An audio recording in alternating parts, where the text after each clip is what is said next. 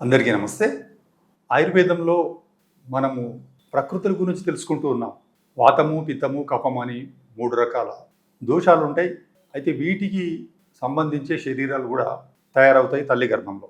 అలా తయారైన ప్రకృతి వాత ప్రధానంగా ఉన్నప్పుడు ఈ వాత ప్రధాన లక్షణాలు కలిగిన శరీరంతో మనుషులు పుడతారు. ఆ వాత ప్రకృతి కలిగి జీవితకాలం వరకు కూడా అదే ప్రకృతితో ఉంటారు. ఆ ప్రకృతికి సంబంధించిన అనుకూలతలు, ప్రతికూలతలు కూడా ఉంటాయి. వాటితో వాళ్ళు ఆయా సందర్భాల్లో బాధపడే సందర్భాలు కూడా వస్తూ ఉంటాయి. అదే రకంగా పిత్త ప్రకృతి వాళ్ళు కూడా వాతం అంటే గాలి, పంచభూతాల్లో వాయువు ప్రధానంగా ఉండే తత్వము, ఆకాశ తత్వము. పిత్త శరీరం కలిగిన శరీరులు అగ్ని, నీరు ఈ రెండు కలిగి ఉన్నవారు అగ్ని ప్రధానంగా అంటే వేడి శరీరం అని చెప్పుకుంటూ ఉంటాం. నాది వేడి శరీరం అండి అని చెప్తూ ఉంటారు.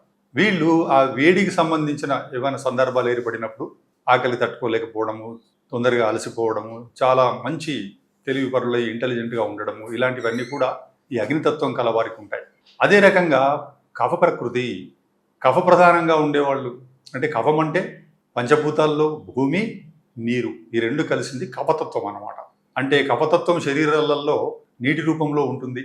వీటికి ఈ కఫ శరీరము ఉండే వాళ్లకు ఈ లక్షణాలకి సంబంధించి ఎలా ఉంటాయి ఈ వీడియోలో మనం తెలుసుకుందాం.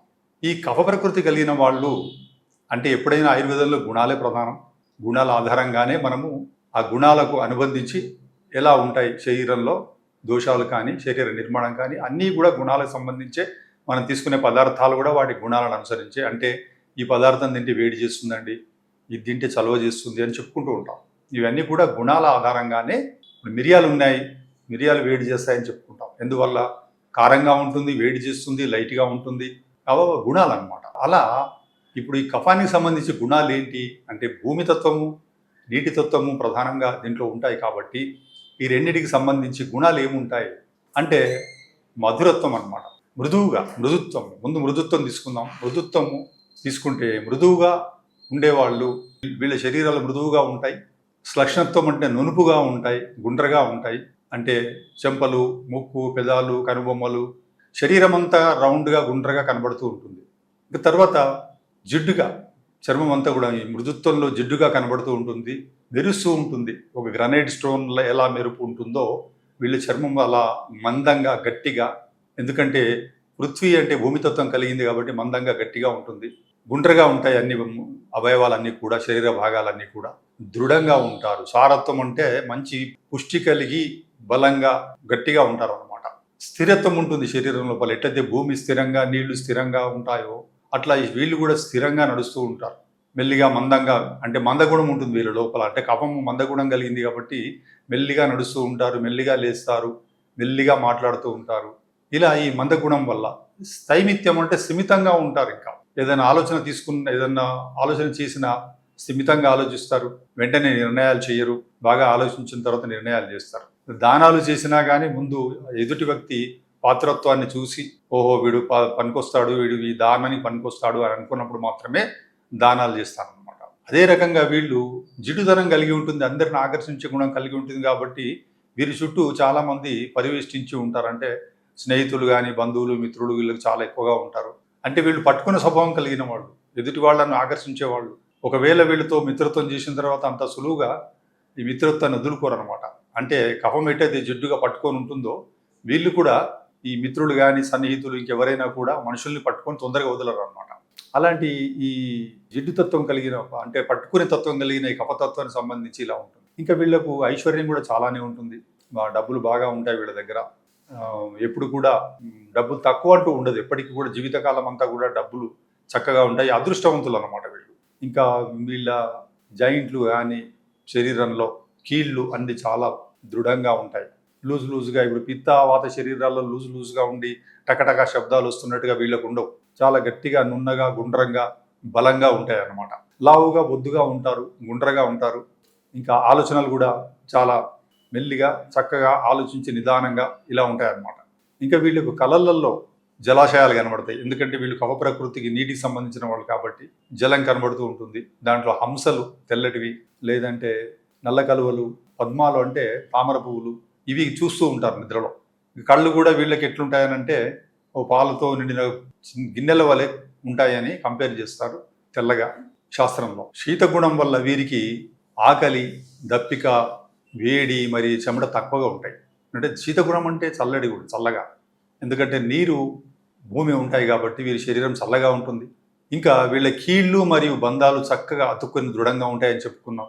ముఖం మరియు చూపు ప్రసన్నంగా ఉంటుంది.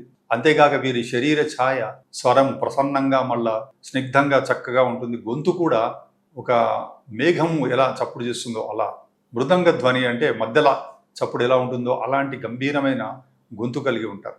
ఇంకా వీరి వర్ణం ఎలా ఉంటుంది? శరీరం, చర్మం అంటే గరిక, నల్ల కలువ, లేదనంటే రెల్లు కాండము, ఇలాంటి వాటితో కంపేర్ చేయడం జరిగింది. వీరు తీపి ఆహారాన్ని అంటే మధురం, అంటే కఫము ప్రధానంగా ఉంటారు కాబట్టి మధురమైన తీపి ఆహారాన్ని ఇష్టపడతారు. ఉపకారాన్ని గుర్తుపెట్టుకుంటారు. ధైర్యవంతులై ఉంటారు. సహనశీలురై ఉంటారు.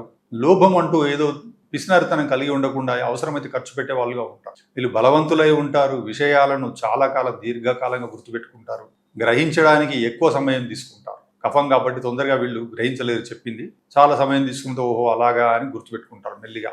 ఈ కఫ ప్రకృతి గలవాళ్ళు స్థిరమైన బుద్ధి కలిగి, స్థిరమైన నిర్ణయాలు కలిగి ఉంటారు కనుక ఒకసారి శత్రుత్వం ఏర్పడిందంటే ఎప్పటికి వదిలిపెట్టరు. చిరకాలం వరకు గుర్తుపెట్టుకొని ఉంటారు. సత్వగుణ ప్రధానమైన వాళ్ళు కాబట్టి మంచి పరిజ్ఞానంతో శాస్త్రాన్ని బాగా అర్థం చేసుకొని దాన్ని చక్కగా వినియోగించుకుంటూ ఉంటారు.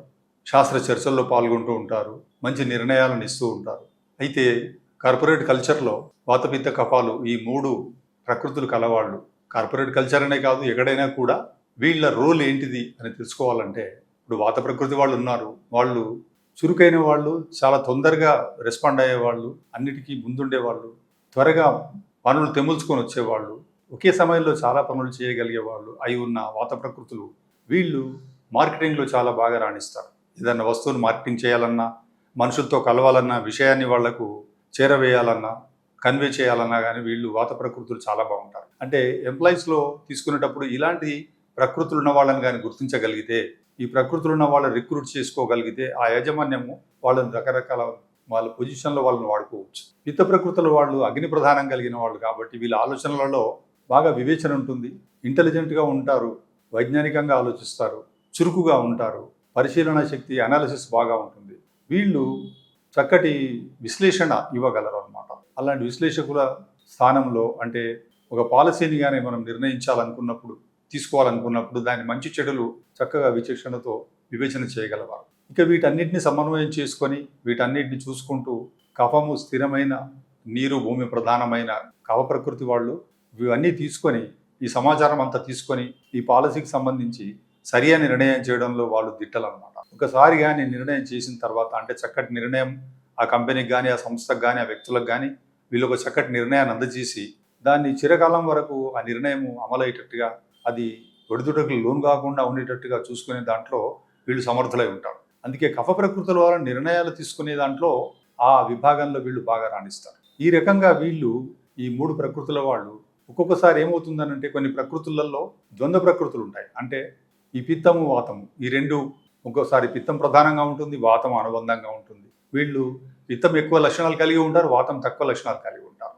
ఇలాంటి వాటిని పిత్తవాత ప్రకృతుల వాళ్ళు, పురుషులు అని అంటాం. కొంతమందిలో వాతం ప్రధానంగా ఉంటుంది, తర్వాత పిత్తం అనుబంధంగా ఉంటుంది. వీళ్ళు వాతం ప్రధానంగా ఉండి పిత్తము తక్కువగా లక్షణాలు కలిగి ఉంటారు. వీటిని ద్వంద్వ ప్రకృతులు అంటారు. పిత్తం ఎక్కువగా ఉండి కొంచెం కఫం తక్కువగా ఉంటుంది, కఫం ఎక్కువగా ఉండి ప్రధానంగా ఉండి పిత్తం తక్కువగా ఉంటుంది. ఇలాంటి వాళ్ళు ద్వంద్వ ప్రకృతుల వాళ్ళు, అంటే 2 ప్రకృతులు కలిసి ఉన్న వ్యక్తులు అన్నమాట.